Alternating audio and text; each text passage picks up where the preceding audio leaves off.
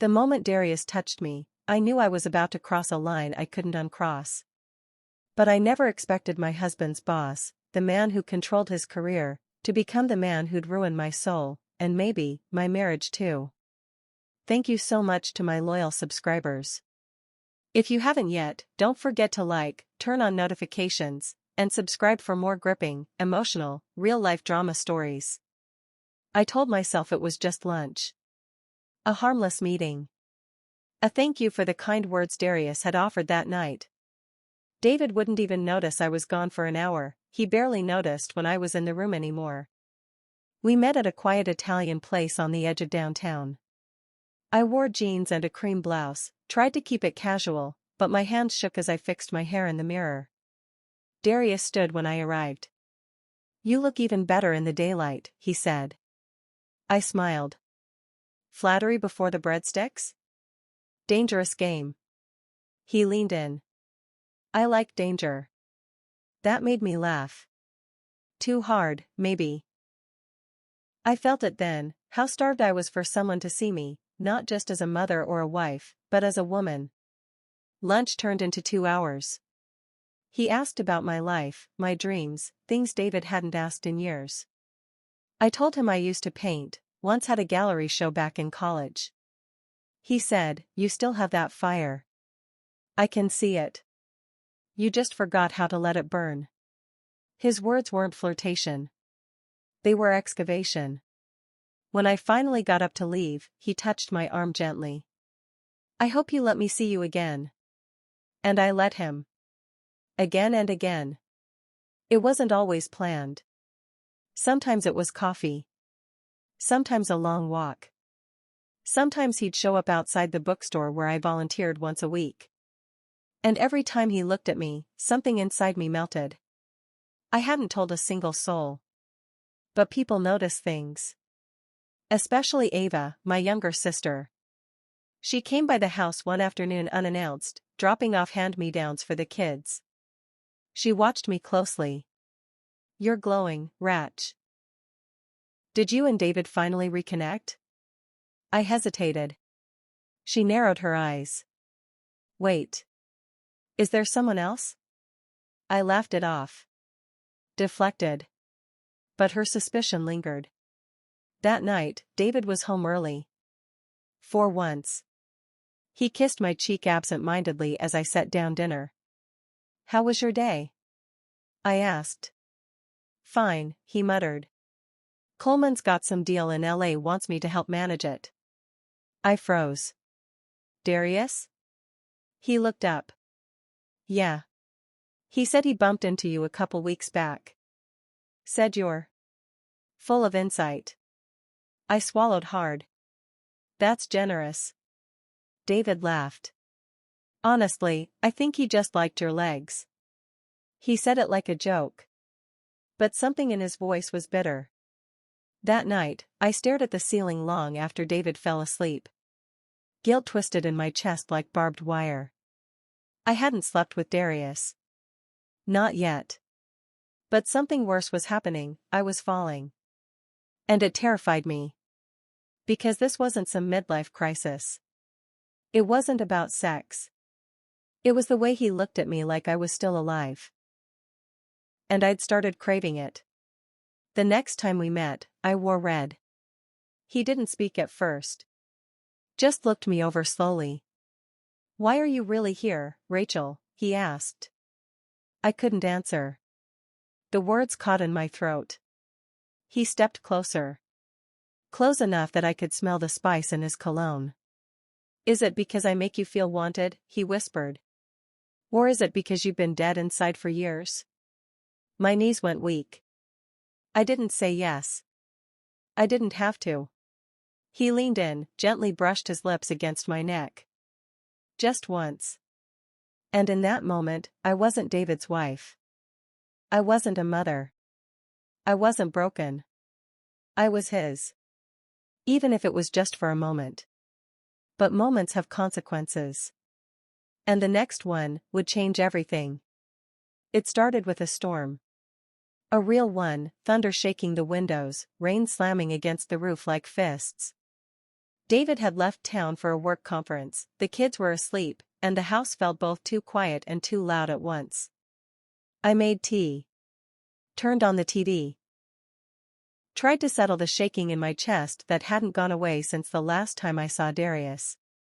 Then came the knock at the door. I opened it to find him standing there, soaked through, a bottle of wine in one hand and that same fire in his eyes. "You said you liked storms," he said. I had. He stepped inside without waiting for permission, and I let him. I didn't ask how he knew David was gone, or if it mattered. Because it didn't. Not anymore. I poured the wine. He stood close, too close, the tension between us sharp as broken glass. "I shouldn't be here," I whispered. He looked down at me. "But you are." I nodded. And then I kissed him. Or maybe he kissed me. I don't know who started it. I just know that it happened. And once it did, there was no stopping it. We moved through the house like we belonged to each other, shedding layers, gasping through kisses that burned with every unspoken word we'd held back. In my living room. On the stairs. In the bedroom I once called mine and David's. I told myself it was passion. That it meant nothing. But when Darius looked at me, holding me afterward, I saw something I hadn't expected. Emotion. Not just lust. He brushed his hand over my cheek. "This was always going to happen, Rachel." I didn't disagree. But I also didn't know what it meant. The guilt came in waves. The next morning, I couldn't look at myself. Couldn't look at the sheets. Couldn't even look at my children without feeling like a ghost was following me room to room. David called that afternoon. "Flight's delayed," he said. "Might be back tomorrow." My stomach twisted. And still, I wanted to hear Darius's voice more than his. A week passed. Then 2. We didn't speak. Until I saw him again, unexpectedly, at a company dinner David dragged me to. There he was, standing in the corner, sharp in a navy suit, eyes scanning the room, until they locked on mine. My heart stuttered. He didn't look away. But he didn't smile either. And I felt cold. Later, in the ladies' room, I heard 2 wives whispering near the mirror. "You know Coleman's reputation, right? Black widow of the company. He gets bored and moves on. I'd be careful if I were you." I froze in the stall. Had someone seen us? After the dinner, David fell asleep quickly. I stayed up, phone in hand, staring at Darius's name, my thumb hovering over the screen. And then the message came. "We need to talk. Tomorrow. Alone." I didn't reply. But I showed up. And that's when everything began to unravel. I met Darius at a quiet bar on the edge of town. One of those places where no one asked questions and the lighting was low enough to keep things hidden. He was already there when I arrived, seated in a corner booth, whiskey in hand. He didn't smile. Neither did I. "I thought we agreed it would be just that one night," I said, sliding into the booth across from him. His jaw flexed. "You said that." I didn't. I looked away. He leaned forward. "Rachel, what we have had isn't just about that night. You know that." I shook my head, not because I disagreed, but because I knew admitting it would destroy the delicate balance I'd been trying to keep. "My husband's suspicious," I said quietly. "He's been asking questions." Darius nodded. "So what do you want to do? Pretend it never happened? Didn't we already?" He didn't answer right away. Instead, he studied me, like he was trying to read my thoughts before I could bury them. "I'm not the type to hide in the shadows, Rachel," he finally said. "I don't play second. I should have left then. Walked out, ended it, buried the whole thing before it could grow any darker. But I stayed. I always stayed." David found a receipt in my purse the next day. "Bar Franklin?" he asked, holding it up like evidence in a trial. "When were you there?" I opened my mouth, but nothing came out. He waited. Then, were you alone? I lied. Of course I did. I told him I needed space that night. I needed to think. I was stressed. The kids. The house. His absence. He stared at me too long. Rachel, he said, have you met someone? That question felt like thunder. I denied it. Swore. Cried. Played the part of the overwhelmed wife on the brink of breaking down. But he didn't buy it. He didn't yell. He didn't threaten. He just watched me like I was a stranger sleeping beside him. A week later, my sister Anna came over with groceries and concern. I saw Darius, she said casually while unpacking oranges. At the gym. He mentioned knowing you from David's firm. My heart stopped. He said you two had some overlapping projects. I forced a laugh. Yeah, I mean, I've seen him at events. Nothing major. She raised an eyebrow. He remembered you well. Charismatic guy, I said too quickly. She gave me a long, strange look. One that said I may not know what's going on, but I know something is. Later, when she left, I sat in the kitchen and stared at the wall until the kids asked what was for dinner. Then came the final blow. David confronted me, calm but terrifying in his quiet. He'd gone through my phone. My messages were clean, but my photos, they weren't. Somehow, a single picture remained. One I didn't even know existed. Darius's hand on my lower back. Me laughing. His face close, too close. Tell me this is innocent, David said, voice hollow. I couldn't. He left the room. And I knew that no matter what happened next, something sacred between us had cracked beyond repair. That night, I texted Darius. It's over. Don't contact me again. His reply came instantly. You don't get to decide that. And just like that, the fallout had only just begun. The house grew quiet after David left. Not just physically, but emotionally, spiritually. It was the kind of silence that fills the walls with shame and regret. The kids asked questions, simple ones at first, where's Daddy? But eventually, even they learned not to expect answers. David moved into a short-term apartment across town. He said he needed space. He took only a few things, a suitcase, his guitar, and the worn-out photo of us from our wedding day. I stared at the empty hook where it used to hang. That photo had survived 15 years of life, 2 children, 3 moves, but it couldn't survive the truth. I didn't speak to Darius again. Not directly. He texted. He called. Left voicemails that ranged from sweet to angry to cold. I never replied. Eventually, the messages stopped. But the damage lingered. People started noticing the change. Anna dropped in more. Our mother called more often than usual. The neighbors stopped waving as freely. I could feel it, the quiet judgment, the gossip building like static in the background. But nothing compared to the void David left behind. The man who once kissed my forehead every night before bed was now a ghost in our family. And I had made him one. One night, I sat alone at the edge of our bed, holding the letter David left behind. It wasn't long. Rachel, I loved you for so long, I forgot what it felt like to not. I don't know who you are anymore, but maybe you don't either. I hope you find her. I'm not sure I can wait to meet her again. D. I read it 5 times before I let myself cry. I had turned one night into a wrecking ball. And what haunted me the most was how easy it had been. Months passed. Therapy. Apologies. Custody discussions. All polite, all tense. Darius? He got promoted. Transferred to another state. I heard through Anna, who still bumped into his colleagues at the gym. She never said much, just gave me looks that spoke volumes. He moved on. And I was left with the ruins of a life I had scorched with one reckless choice.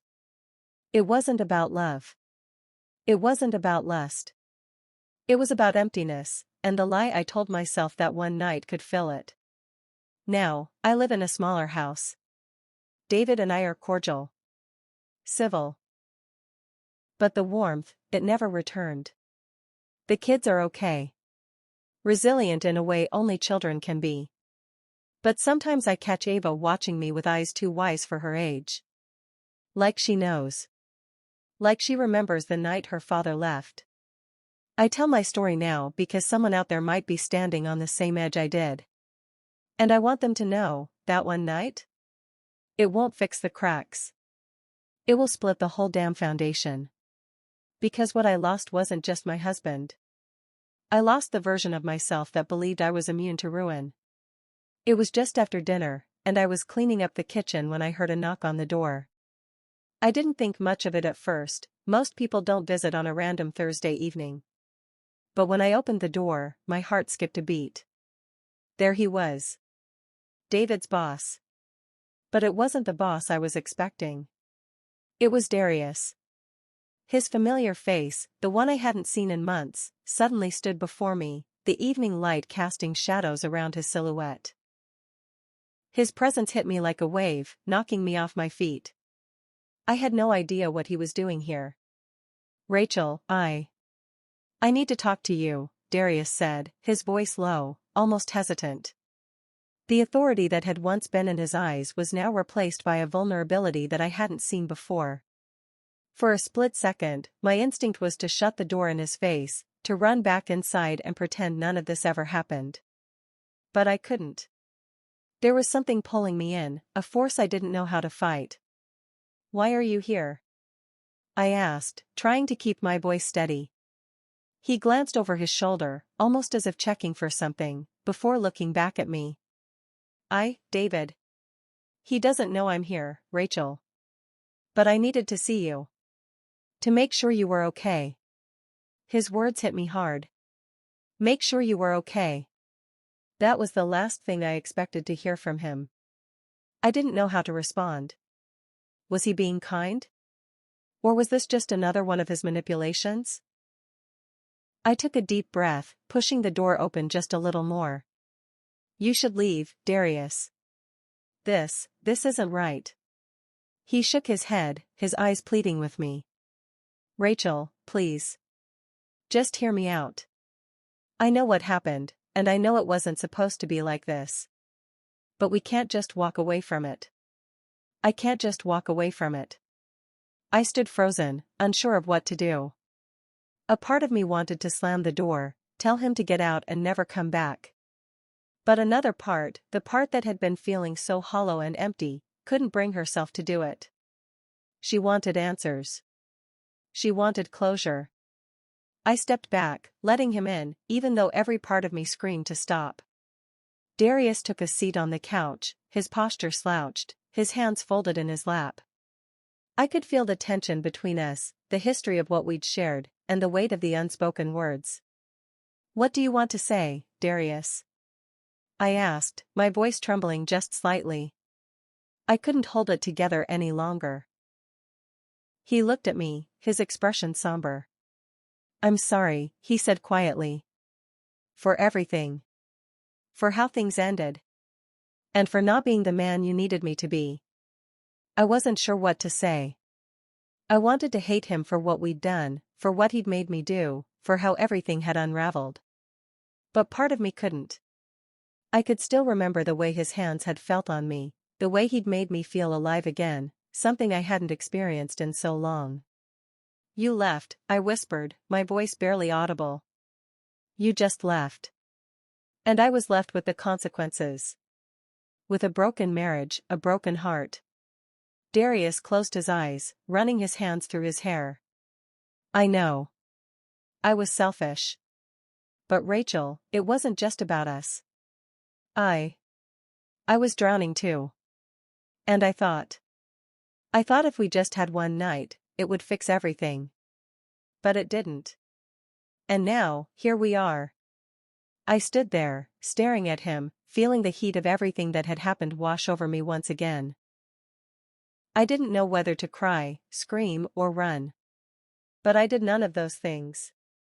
Instead, I stood frozen, listening to him continue. "I never meant to hurt you," Darius said, his voice breaking just a little. "But I don't regret what happened, Rachel.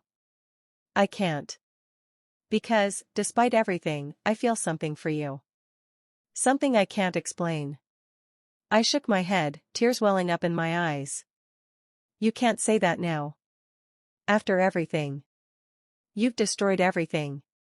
He reached out, his hand hovering near mine. But I pulled back, stepping away. "No, Darius. It's too late for apologies. Too late for what-ifs." For a long moment, neither of us spoke. The silence stretched, suffocating me, and I realized just how much I didn't want to be in this room with him anymore. "You need to leave," I said finally, my voice steady, though my heart was breaking. "I can't keep doing this. I can't keep living in the past." He nodded slowly, standing up. "I understand. I needed you to know I never stopped thinking about you." I watched as he turned and left the room, leaving me alone with the memories I wasn't ready to face. Days passed in a blur after Darius left that night. The house felt emptier, quieter, if that was even possible. The quietness wasn't peaceful. It was suffocating. It wrapped itself around my neck, making it hard to breathe, hard to think straight. Every corner of the house seemed to remind me of him, of us. I kept telling myself I needed to focus. Focus on the kids, on my marriage, on anything other than what had been. But just when I thought I was beginning to find my footing again, I saw him. It was a Saturday afternoon, and I was running errands, trying to get everything done before the kids came home. I turned into the parking lot of the grocery store, my eyes scanning the rows of cars, when I saw a figure standing by the entrance. For a brief moment, I thought my mind was playing tricks on me. But as I got closer, I realized it wasn't my imagination. It was Darius. I don't know what made me stop.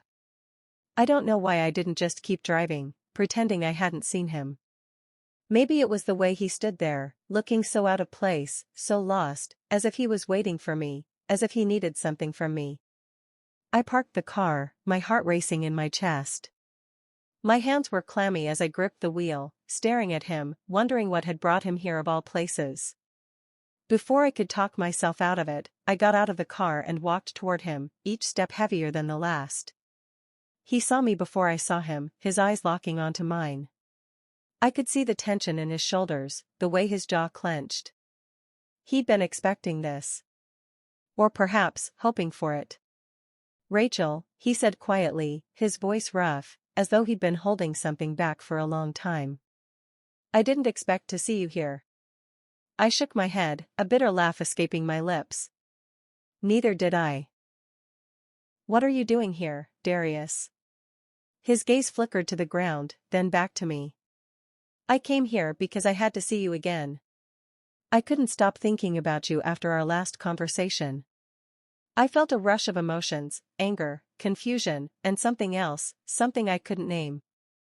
It was like a magnetic pull, dragging me toward him despite every instinct telling me to walk away.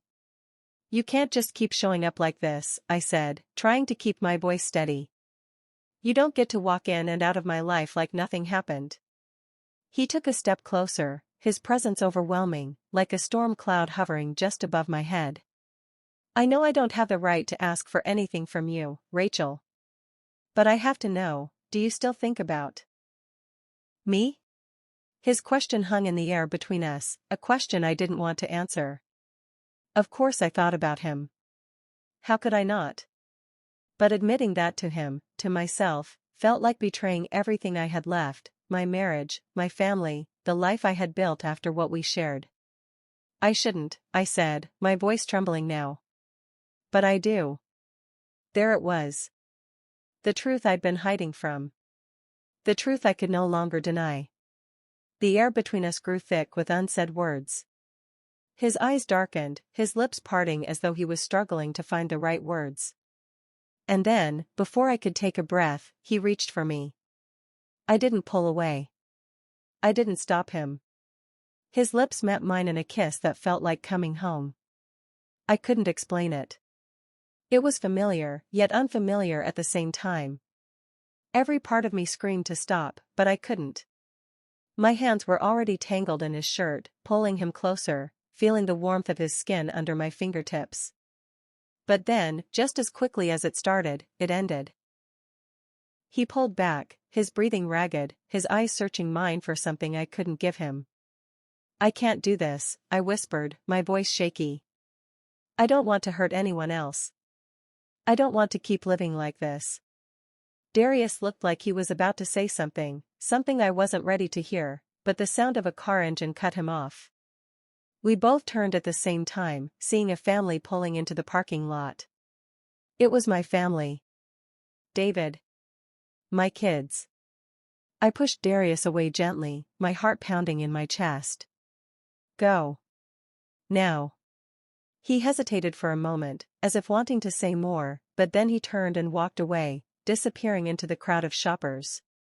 As I watched him go, a deep, gnawing feeling of regret flooded me. I felt like I'd just stepped into a trap I couldn't get out of.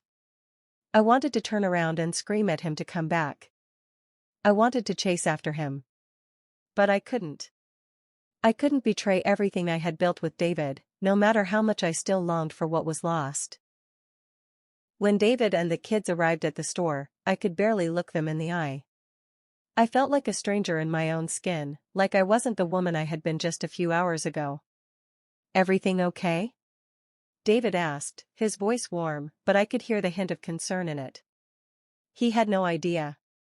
I forced a smile, pretending everything was fine, pretending that I hadn't just kissed a man who wasn't my husband in the middle of a parking lot.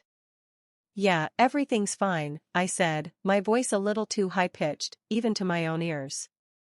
But deep down, I knew that nothing was fine. I was standing on the edge of something dangerous, something that could tear everything apart. And I had no idea how to stop it. The days that followed felt like a haze. I couldn't concentrate, couldn't sleep. Every moment felt like I was living in two worlds at once. One where I was a wife, a mother, living a life that was supposed to be perfect, and another where I was the woman who kissed a man who wasn't her husband and felt something she hadn't felt in years. I tried to push it all down.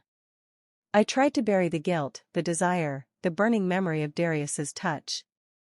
But the more I ignored it, the more it consumed me. Every time David reached for my hand, every time he kissed me goodnight, all I could think about was him. The kids had no idea, of course. Ava and Noah were too young to understand what was happening behind closed doors. They were happy, content, innocent.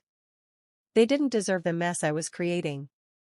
But somehow, I felt like I was failing them. Failing my family. Failing myself. David sensed the change. He could always tell when something was off, even if I didn't say a word. His brow furrowed every time I seemed distant, every time I zoned out while we were together. It wasn't hard for him to see that something was wrong. The problem was, I didn't know how to fix it. One night, after we'd put the kids to bed, David sat down across from me at the dinner table. His eyes were dark, not with anger, but with concern. He studied me like he was trying to piece together a puzzle, trying to figure out what had happened to his wife, the woman he had known for years. "Rachel, talk to me," he said softly, his voice a mixture of pleading and patience. "What's going on? You've been distant lately." I swallowed hard, the lump in my throat growing bigger. I opened my mouth to say something, anything, but the words caught. How could I explain to him that the man I kissed was a man I couldn't forget, even if I wanted to? How could I tell him that, for just one fleeting moment, I'd felt alive again? That the connection with Darius had stirred something in me that had been buried for so long? "I'm just stressed," I said, my voice betraying me as it wavered with unspoken truths. "Work's been a lot lately, and you know how it is." David didn't buy it. I could see the skepticism in his eyes, the way he studied me carefully, as though waiting for me to crack, waiting for me to finally tell him what I was hiding. "I don't want you to keep shutting me out, Rachel," he said, his voice quieter now. "I know something's wrong. You've been off for weeks. It's like you're not really here anymore. You're here physically, but emotionally. I don't know where you've gone. I felt my chest tighten, the weight of the lie pressing down on me. I wanted to tell him. I wanted to scream at him that I didn't know how to fix what I'd done. But I couldn't. I didn't know how to untangle the mess I had made, how to go back to the way things were before I let Darius into my life. I'm sorry, I muttered, barely able to meet his eyes. I'll get it together. I just need some time. David's expression softened, but the worry didn't leave his face. He leaned forward, resting his hand on mine. I just want you to be honest with me, Rachel. Whatever it is, we can work through it together. But I can't do it if you keep shutting me out. I pulled my hand away, the warmth of his touch suddenly feeling like too much. I stood up quickly, pacing the room. I am trying, David. I swear. But it's hard to explain when I don't even understand it myself. He watched me, his face filled with a mixture of frustration and concern. What are you trying to explain, Rachel? If it's me, if it's us, just tell me. Don't let it fester inside you. You're killing me by not talking. I stopped pacing, standing by the window, staring outside at the darkness that had settled over the neighborhood. The weight of his words pressed on my chest, suffocating me. I am killing him. But the truth was, I didn't know if I could tell him everything. I didn't know if I could destroy everything we had built, everything we had fought for, just because I couldn't control my own desires.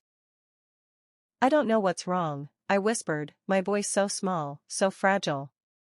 I don't know how I ended up like this. But I swear, I never meant for it to happen. I never meant to hurt you. David's face softened, but there was still a distance between us. He could tell there was more, so much more, that I wasn't saying. But I couldn't say it. I couldn't speak the words that would tear everything apart. Okay, he said quietly, standing up and walking toward me. If you don't want to talk about it yet, I get that. But you will talk to me, Rachel. I need to know what's going on in that head of yours. I can't keep guessing. I nodded, but deep down, I knew I wasn't ready to face the truth. I wasn't ready to admit that I had fallen into something darker, something dangerous. And I wasn't sure if I could crawl back out. As David walked away, I felt like I was suffocating. I had started this, whatever this was, and now there was no easy way to stop it. The deeper I sank into this tangled mess, the harder it became to pull myself out. And with each passing day, I felt myself slipping further away from the life I had known, further away from the person I used to be. That's the end.